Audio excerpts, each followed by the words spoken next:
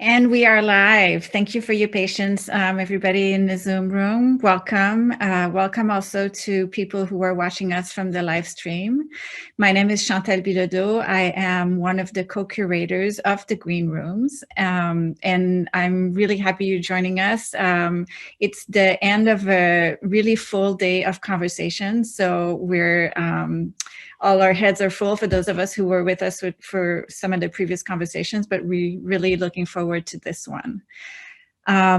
This is the second day of the Green Rooms. We started yesterday. Today we have one more session tomorrow and actually a dance party later tonight.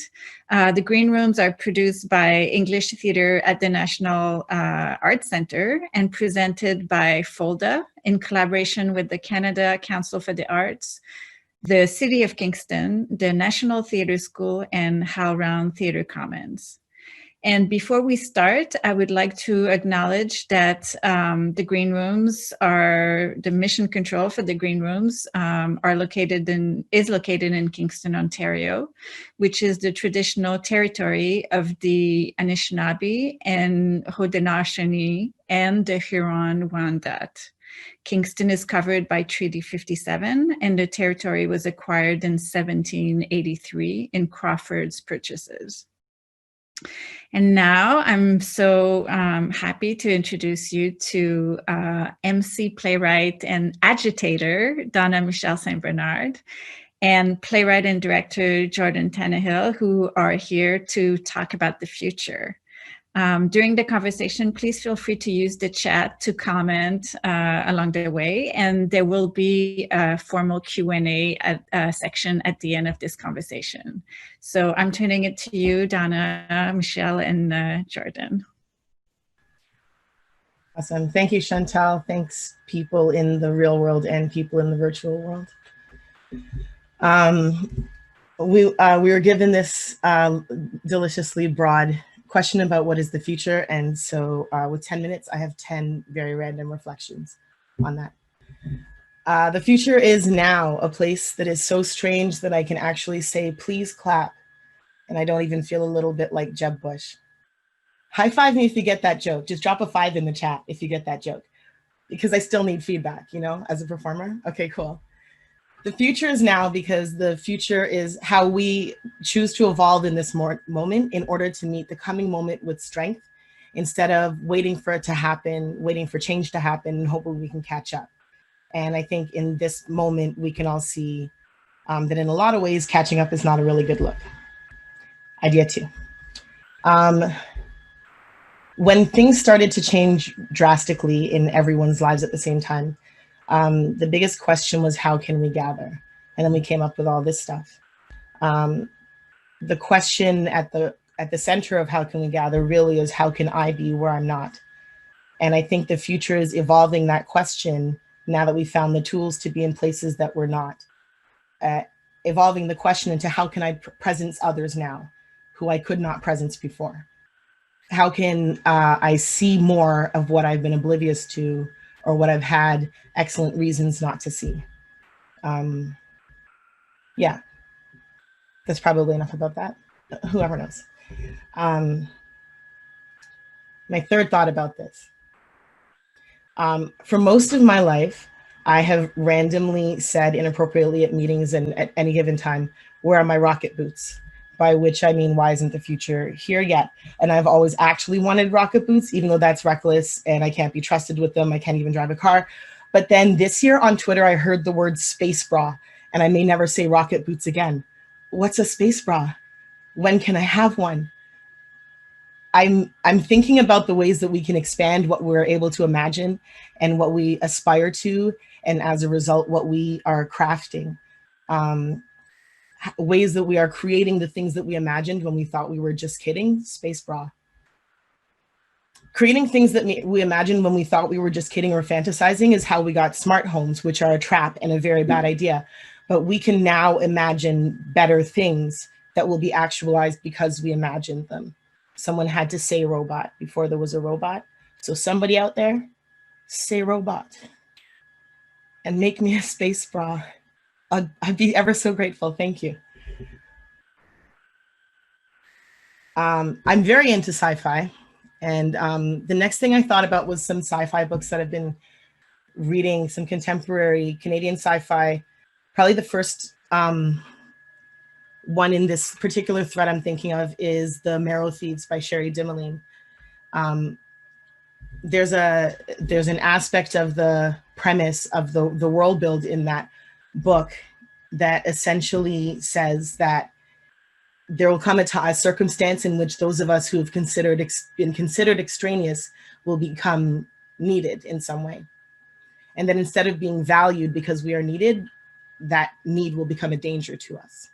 That we will be hunted for the thing that is needed. And science fiction is so prescient. And I think that the fact that that kind of idea has come up more than once in contemporary fiction makes me want to think about not only how this moment we're in could emulate that pattern, but also how we can be purposeful about the ways that this moment could not emulate that pattern.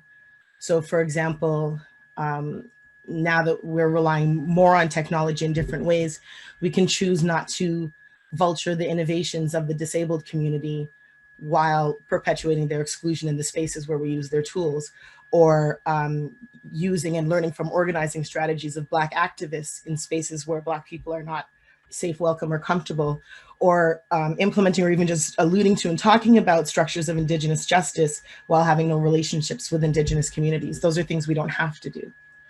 Those are things we can choose to do better so that we are not takers. Next idea. The future is me.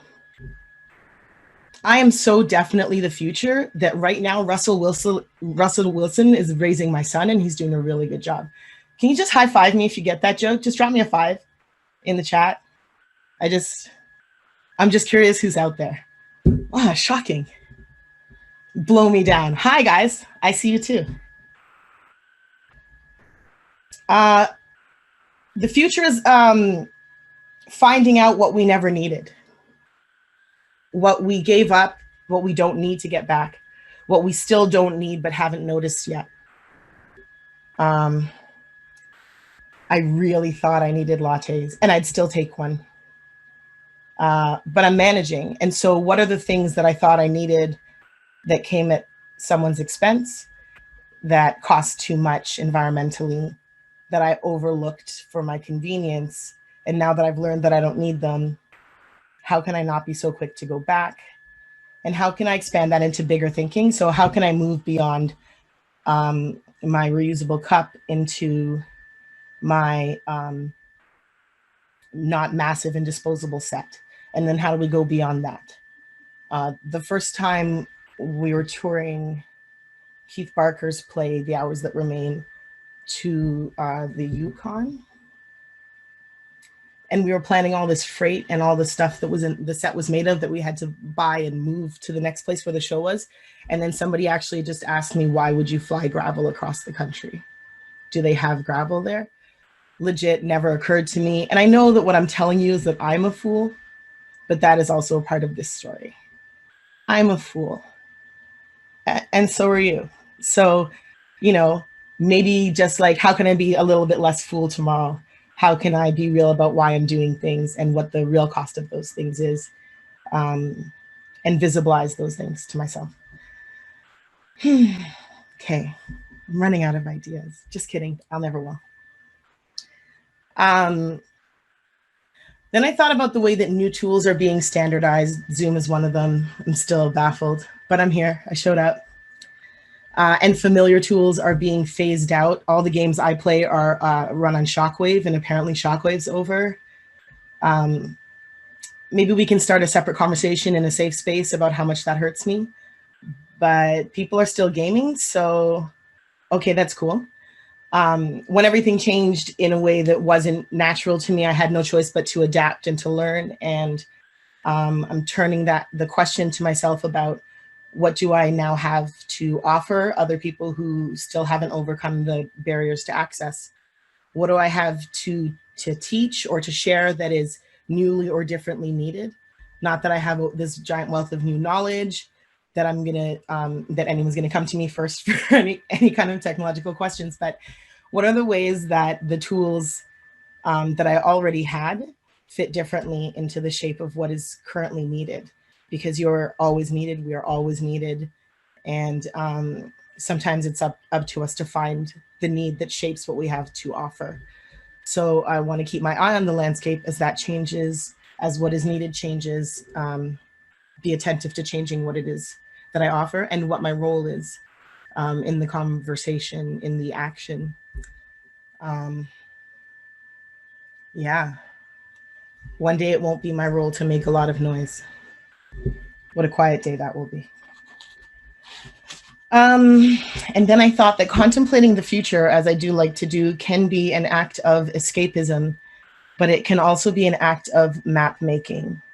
And that it's not possible to draw a line from point A to point B before you name point B. So I do think a lot of what people call lip service, probably accurately, we could also reframe as naming point B, and we could ask the people who are naming it to start drawing the line. That's a thing. Thought number 9, aesthetic survival. Is it possible to engage with what I'm calling instruments of perfecting, the things that make it possible to shape our reality in, I guess, what I consider a more intrusive way? Is it possible to engage with these instruments and all the ways that we can control the way that we present in a digital world without investing value in perfection? Is it possible for me to stream live on Zoom without lipstick? So far, no. But the future will tell us what it holds.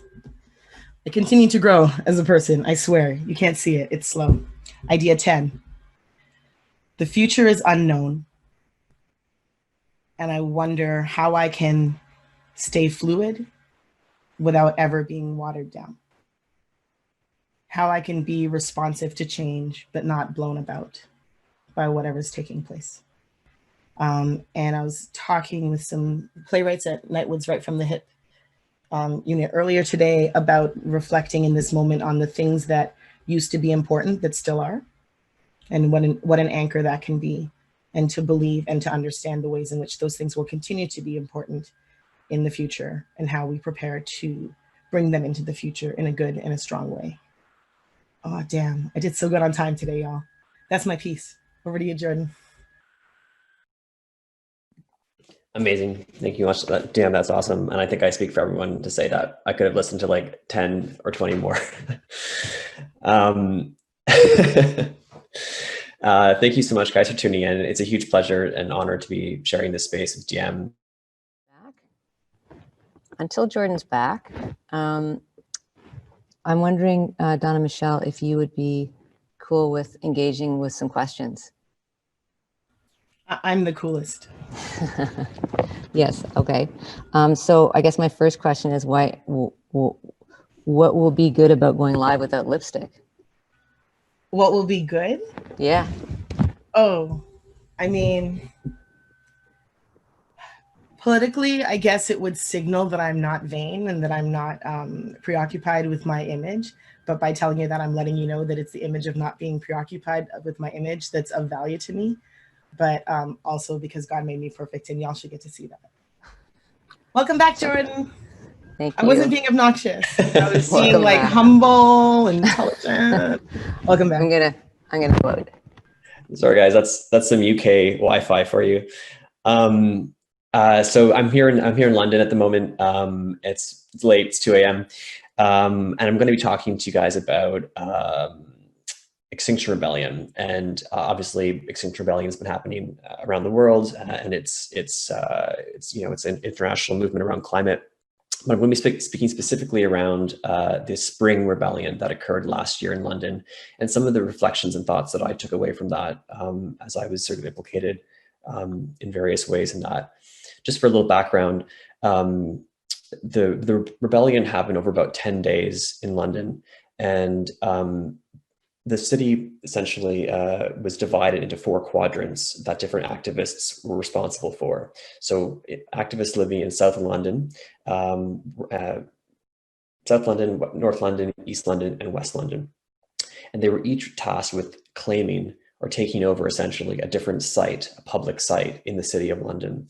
So South Londoners took over Waterloo Bridge, and they erected a barricade there and basically shut down the bridge and used it as a protest site for the duration of the protest.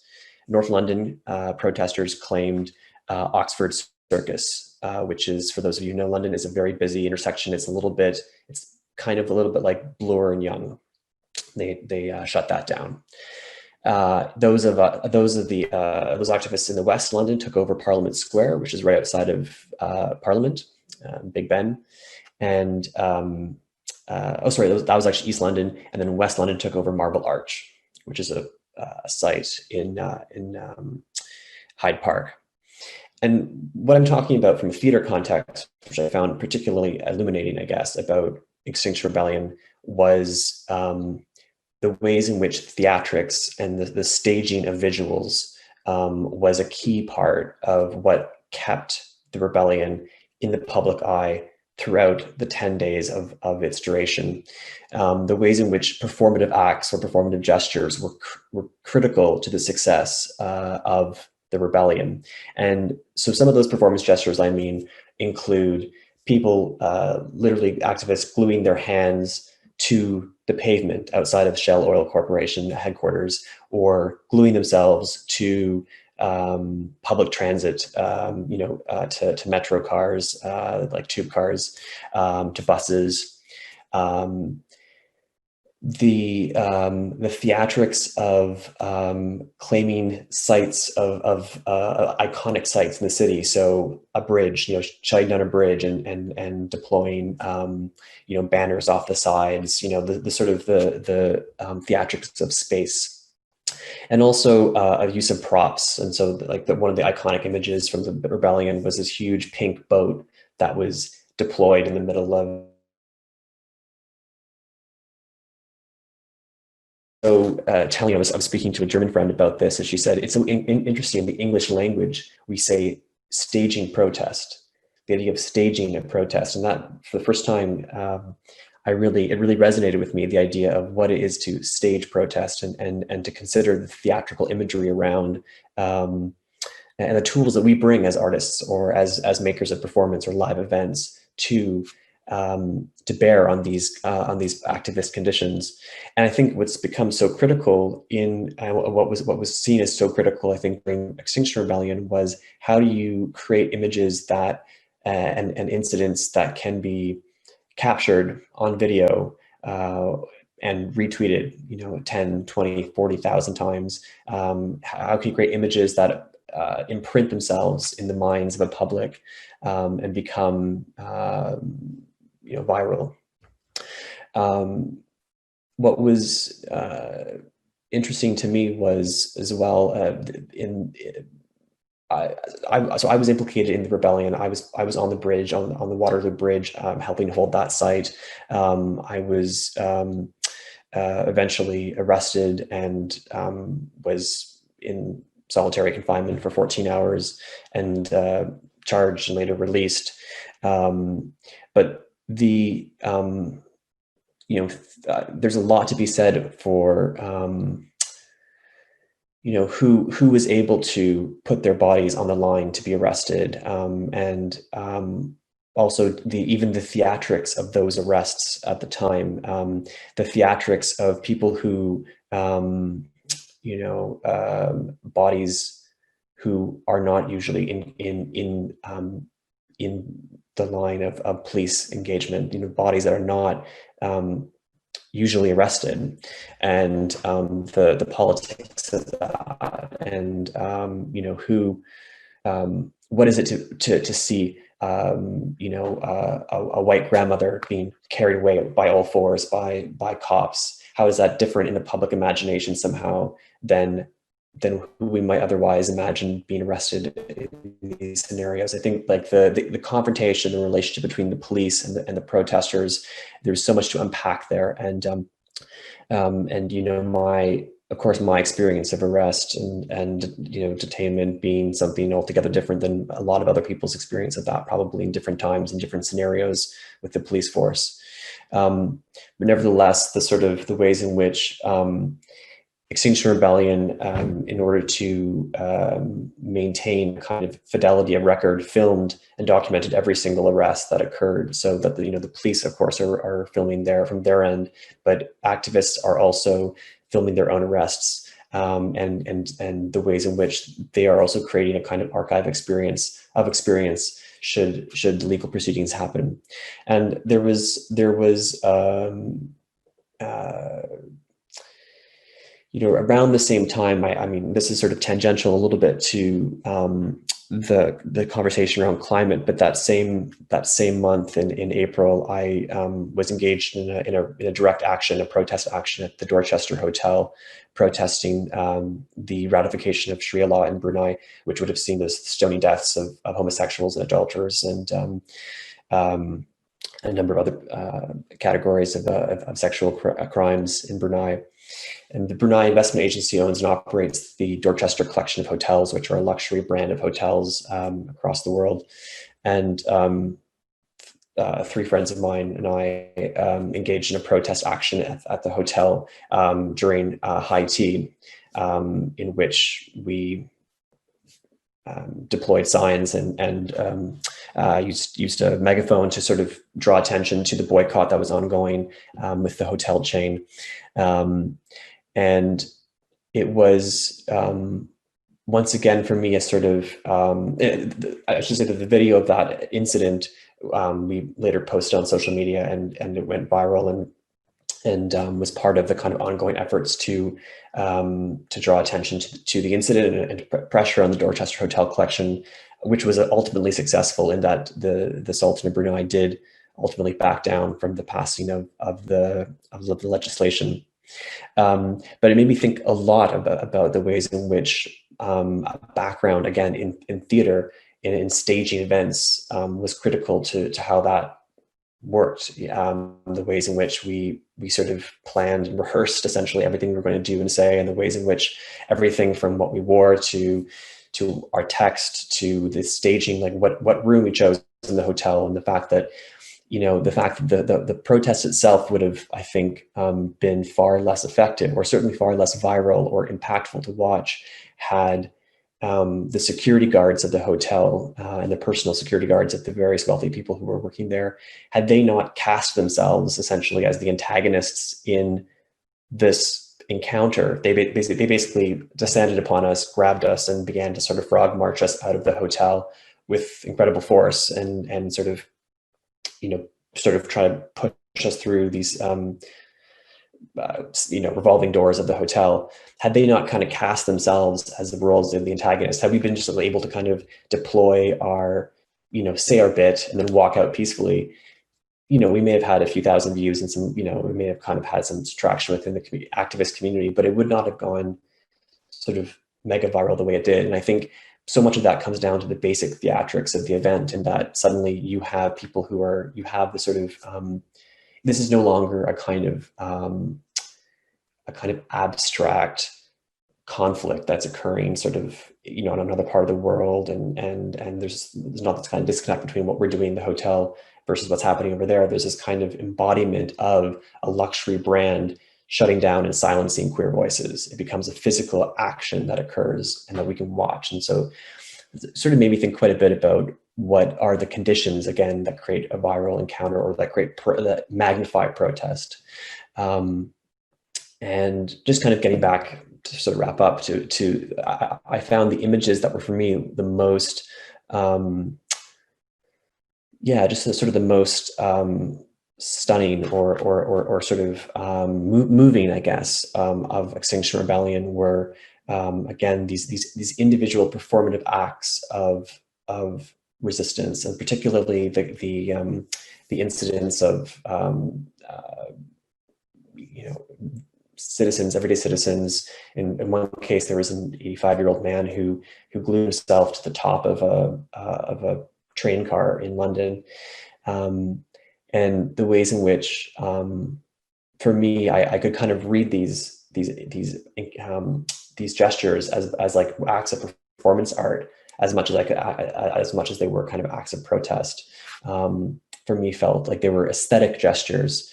They were emotive gestures and narrative gestures as much as they were kind of these political gestures. So I guess in terms of how this applies to the future, I mean, this is of course just specifically speaking about environmental activism in this case, the activism around Extinction Rebellion in London. I mean, thinking about the tools, I mean, even though our form, our theater feels a little bit like it's in a coma at the moment, the fact that we're sort of, just hungering to be back in spaces together publicly. I mean, I have been of course, involved in Black Lives Matter protests here in London in the past few days. So in that sense, I've been back amongst people, but not in a performance context or a theatrical context. And I think until we are, thinking critically, how can we use these skill sets that we have? We have tools. We have these immense skill sets about knowing how to stage events, knowing how to kind of create images, striking images, knowing how to kind of communicate layered sociopolitical, layers of sociopolitical import through an image or through a gesture or through through a performative act. And so knowing how to deploy those and knowing how to kind of create a kind of, whether it's through direct action or whether it's through kind of some other means, I think that's, and also how we can use the tools, I guess, of the internet and online to kind of magnify those gestures as well. So those are things I've been thinking about, and it's sort of as much about the present as it is the future. But I guess, yeah, it's one of the things I've been thinking about really in the last year or so, is really how can I use those tools as being a theater artist to kind of for radical action, essentially. So yeah, thanks. Thank you so much, both of you, for taking the stage for a period of time to talk about how you're seeing the future and now from each of your perspectives, and with relation to a number of avenues that kind of bring together this point now, looking ahead to the future. I have a couple of questions just to kick off, and then I would like to ask if anyone does have any questions to put them into the chat, or put them into the chat, or you can also put your hand up if you go to the participants button, and I think you can put your hand up that way. However you'd like to do it, please do. So I'd like to start just by asking you, Donna Michelle, first of all, thank you so much for answering that question that I asked when we lost Jordan, because it was fun and it was off the cuff, but it ended up being a really made me think the answer. So thank you so much for really engaging with it. And I just want to ask about, you referred to the Marrow Thieves, Cheryl Demeline's book, and you said that hunted for the thing that is needed. And I'm curious about what that means for you now as an artist and as you project to the future.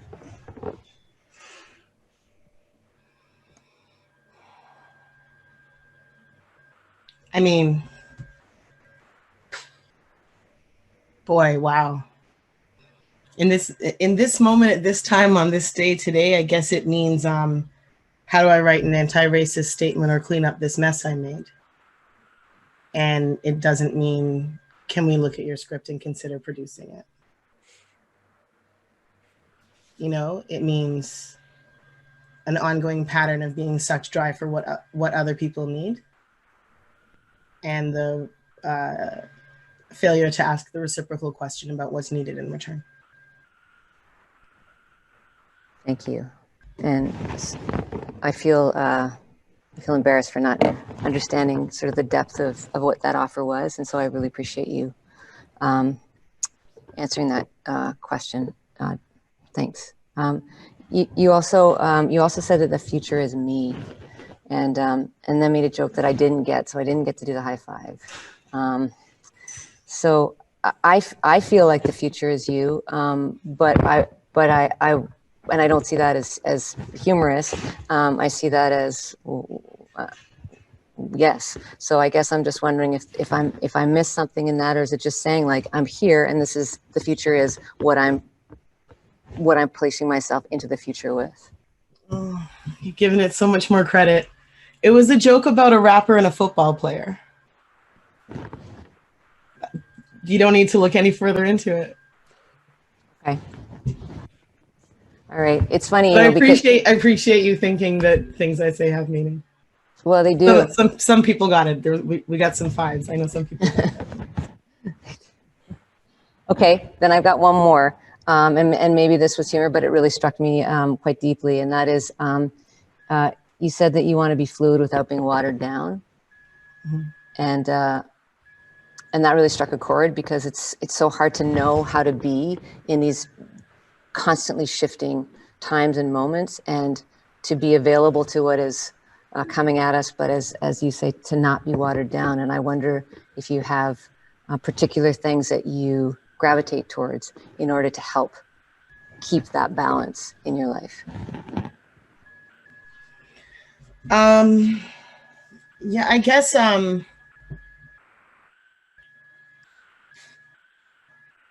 your questions are very hard tonight. I look to my collaborators and the people who I trust to check me in my community in the ways that I'm moving differently.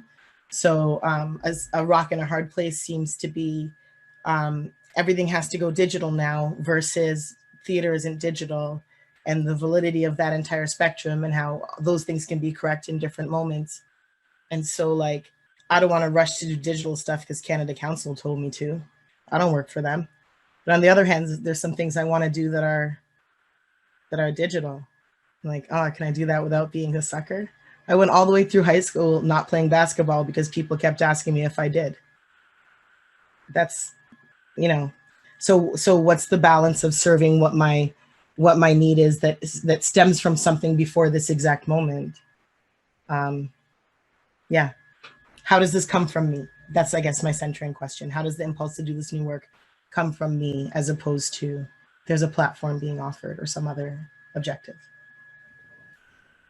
Thank you.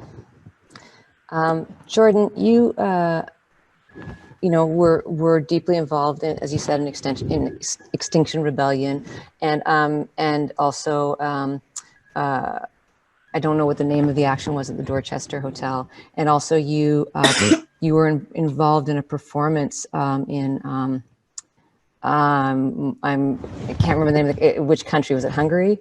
Oh, yeah. Yeah.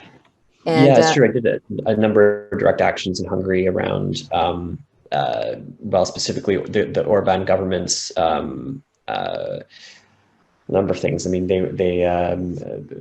banning of the study of transgendered issues in post-secondary education, and subsequent to that, now the elimination of gender identity at all from any kind of legal recognition. So I read the entirety of Judith Butler's Gender Trouble outside the Hungarian parliament over 8 hours in November of I guess 2019.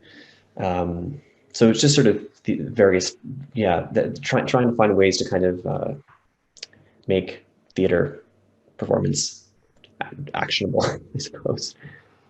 Well, and I think, you know, part of why I was so excited for the two of you to be in the same Zoom room together anyway, was that both of you in your work have, you know, Donna Michelle with 54ology and sort of taking this massive look at so many different stories representative of different issues and questions and horror stories in certain places, and bringing it under sort of a huge investigation of people and loves and losses and extractions and issues. And Jordan, in terms of your using the words,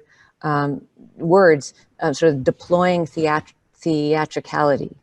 And I'm just thinking, you know, it feels to me like the way in which you're conscious about your protests as acts of theater in some respects. And I guess I wonder about how you, there's no question that what you do inspires and is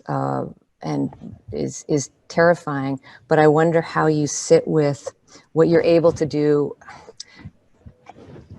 I have a question around what your capacity as a young white man who can walk into the Dorchester to stage that, and somebody else who might not be able to, and how you, because I know you do have some thoughts about that. For sure. And I would love to Yeah. hear your thoughts about that. Yeah. I mean, it's absolutely sort of, to acknowledge the privilege that is bestowed upon my body in person, and to leverage that to use that as a tool or as a weapon against those who are oppressing my friends and loved ones and colleagues and peers and people like myself. And I think, there's all kinds of ways in which,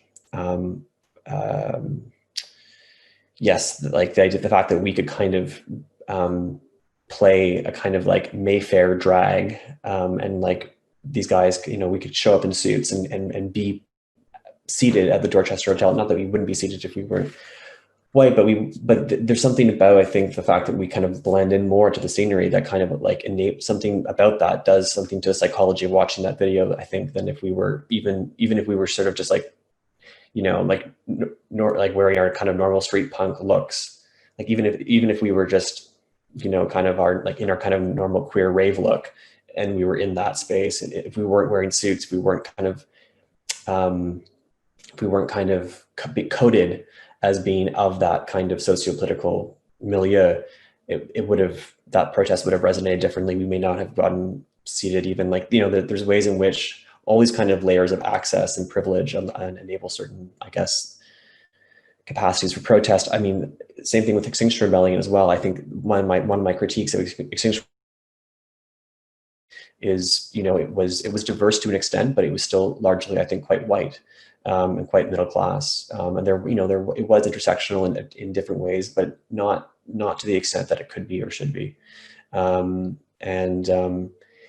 there's other kinds of, I guess, things like layers of precarity. I think whenever I'm doing political actions here in whether it's in Hungary or whether it's in the UK, I mean, I'm not a citizen of these countries, and so I am nervous about arrest and deportation, and my legal status. Like I was very encouraged not to be arrested, for instance, in Extinction Rebellion, because I could be denied the ability to live here and work here, which is not, of course, a risk to my bodily harm. It's not bodily harm. It's not my life. Of course, the stakes are lower, but there's ways in which I'm also trying to kind of measure the amount of risk that I'm able to take based on the precarity of my situation in different ways. And there was a protest I was going to stage actually at the War Museum against the paintings of George W. Bush that were exhibited there in September. Actually, they were exhibited throughout the summer until the fall last year at the War Museum. His paintings of Iraq War veterans, and for sort of various reasons, political reasons, and sort of visa reasons, I felt like I couldn't do it. I didn't do it. So there's ways in which sometimes I sort of will plan something and kind of psych myself out or back myself down from something. And I think we all must make those kind of risk assessments, I guess. So, and I definitely acknowledge that I've had, a privilege, even the privilege of being an artist who is not employed by an employer. I'm an artist who makes enough money that I can live through my art, and I don't have to worry about being fired from my job for these things as well. There's all kinds of ways in which, some people are better situated in a way, or have more security to be able to take those kinds of political risks. Thank you. I was hoping that maybe Donna Michelle might have a question for you, and you might be able to talk without me getting in. And there's a couple of questions from the floor if we have time before we're done. Yeah. Oh, Donna Michelle, I think you're muted. Thank you so much for reinforcing how bad I am at this. I have an observation that I want to share with you, Jordan. Because I have a feeling in my body, and then I need to just talk about it for a second. I'm sitting with some of the stuff that you're saying, and I hear how it's true and logical. But I keep on hearing the way that the public imagination receives differently a white grandma being dragged away. And I want to express to you, with love and without ascribing anything to your intention, that when I hear that, I hear myself being imagined out of the public. Mm, And I also hear that violence to my body is commonplace mm, and not worthy of mention or redress. I don't think that those are the things you mean, but just I think a lot of well-meaning people talk about the value of their white body in the struggle. And I want to make sure that you know that I'm here hearing that I have less value in my body. mm, And without ascribing that intention to you, that is uncomfortable for me to listen to. mm, mm. Yeah, I hear that. Thank you, DM. I appreciate you sharing that. I think uh, I raise that as a critique, I think, of Extinction Rebellion, or I suppose of British media in its representation of these events, in the ways in which I think the British media's portrayal of Extinction Rebellion and its highlighting of white bodies, the problematics of that, the ways in which that's used or deployed for public sympathy in Britain. So I think I hear what you're saying, and I completely hear that and agree. I think that's the and I think that has remained ongoing problematic in reporting actually around climate protests, and especially as it exists here in Britain, that white bodies are accorded more somehow virtue by, or they are seen as the sort of the default for the public or something. And it's like that is, I hope that's different than Canada, but it feels like that is a huge problem and a huge kind of violence in the British media from my observation. Well, thanks for hearing that. Yeah. So we are so close to time, which just seems not possible.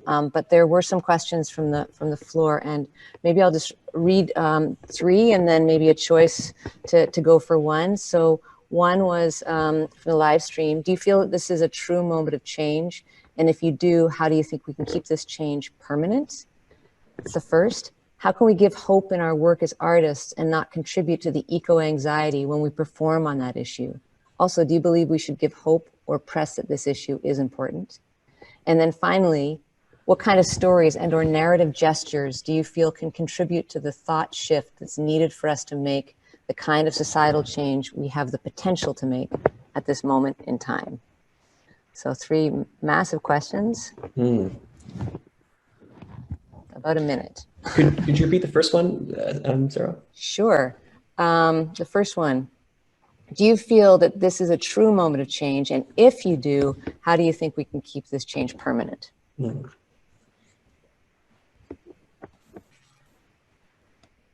do you want to go ahead? I just talked a bunch. If you, yeah, why don't you take a stab at that? Yeah.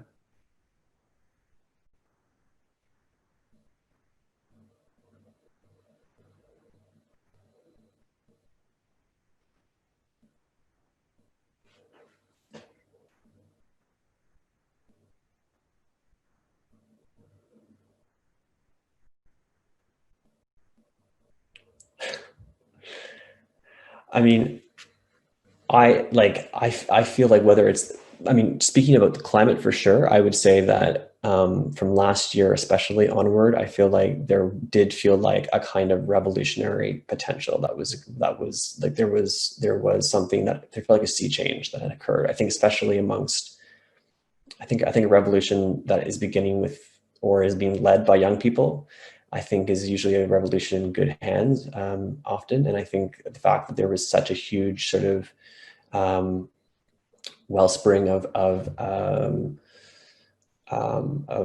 grassroots activism among generations on climate, starting kind of last year, moving, but and hopefully continuing despite the sort of stalling of COVID. I think that I think enough has changed both in the consciousness of a sort of broad public, but also in some policy, that I think that change is permanent and I hope continues for sure. I do sense there feels like a revolutionary moment that's continuing at this moment, which is exciting. Yeah, I hope, and I hope there have been permanent changes already made. Thanks, Jordan. We've got like a minute. Donna Michelle, if you want to. About 20 seconds. Yeah, I think it's a moment of true change, because I think every moment is a moment of true change, and every moment feels like the biggest change that there ever was to the people who have to contend with the discomfort of the unsettling. And sometimes those people were correct, and it was in fact the biggest thing ever, but they were going to think that whether it was or not.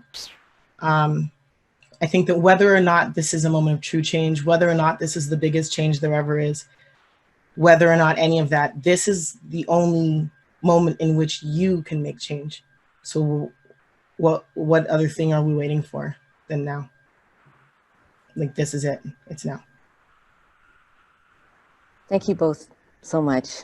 You are two artists that I admire greatly, and it's so generous of you both to come and share this time with us and to try to take on a topic like the future. And particularly, I think in this moment, there's so many questions, and thank you. I can't wait to see what both of you do as we head into the future. You both have given us in Canada and abroad so many things to think about and ways to feel about things. And I look forward to more and more from you both. So this is the official end of our time. I want to thank all of you here in the Zoom call and all of you on the live stream, Donna Michelle St. Bernard and Jordan Tannehill. Thank you for this late night conversation. And I hope that all of you will stay and dance it out with DJ Cyrus Marcus Ware. And we're gonna dance like the earth is watching, because the earth is. So thanks a lot. And Thank you. Thank you both. Thank you all. Thank you so much. Thank you, Jim. Awesome. Thanks, Sarah.